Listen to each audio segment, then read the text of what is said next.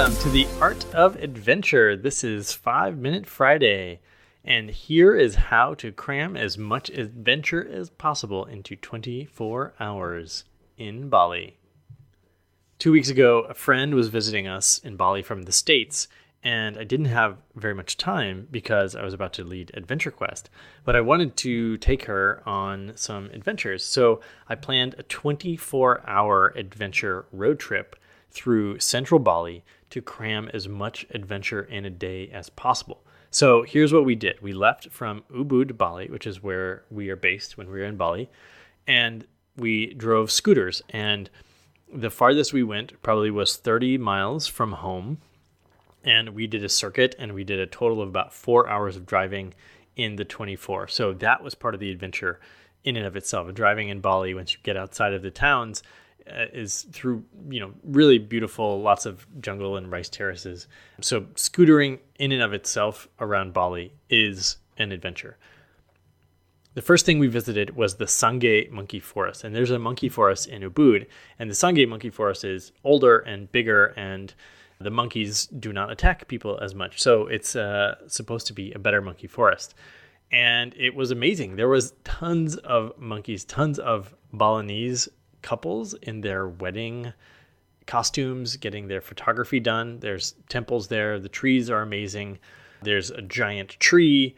We went down several hundred steps into a canyon to get some holy water. And my friend ended up leaping over a spitting cobra, which was on one of the steps as she stepped over it, as she leaped over it. So that was very adventurous. First stop, the Sangeh monkey forest. And then we continued on to the Jatiluwih UNESCO World Heritage rice terraces, where we went for a sunset stroll, took photos among these amazing rice terraces. And right now they are a few weeks before harvest, so they're at their most green and their tallest. So they're really beautiful right now. And we stayed near those rice terraces at the Giri mountain resort, which is a glamping resort. And I may be the only one on Bali. I really love this area. The central highlands of Bali are nice and cool, close to the jungle. And I've always wanted to go glamping.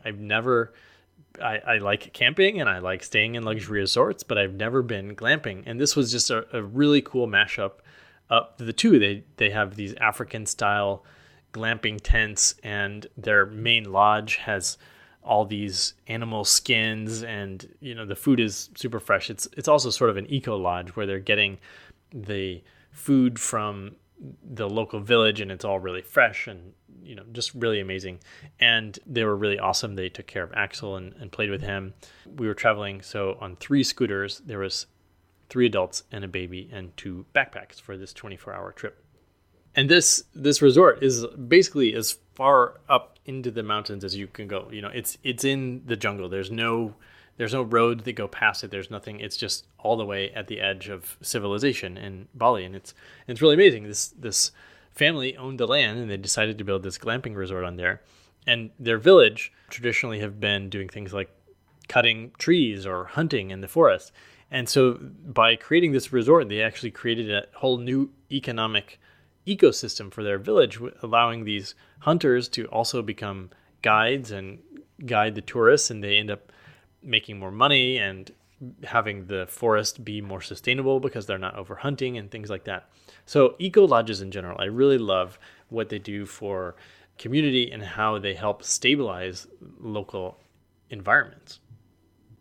In the morning at Giri, they had this platform called the mountain viewing platform, and you could see the sunrise. And it basically, because you're up on one of the big volcanoes, you can see over the entire lowlands of Bali. You can see all the way across to the other big volcanoes. We were on the slopes of Mount Batukaru, which I ended up climbing the following week with Adventure Quest. And we were on the slopes of Batukaru, and you could see Agung, Abang, Batur, all the main volcanoes of Bali.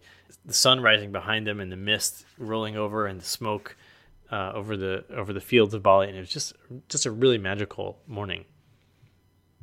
So this day, the second day of the adventure, the 24-hour adventure, was crammed full of stuff. And one of the most important things that I wanted to do was take my friend and my partner to see the Bali Botanical Gardens, which there's two of my favorite things in the world there. One, there is the fern forest. They have hundreds of different species of ferns, some of them up to, 50 feet tall in this fern forest. It's one of the most magical feeling places that I've ever been on the planet. And it's the same every time. It's just so ancient, right? Ferns were some of the first plants on land, and they have more diversity of ferns here than anywhere I've ever seen. And I like to frequent botanic gardens wherever I go.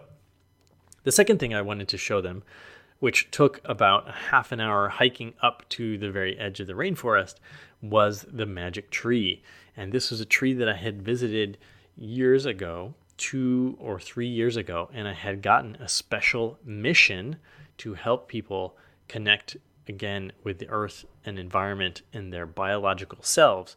And I wanted my partner, Heidi, to experience this magic tree. It's a very special magic tree. It's about 800 years old.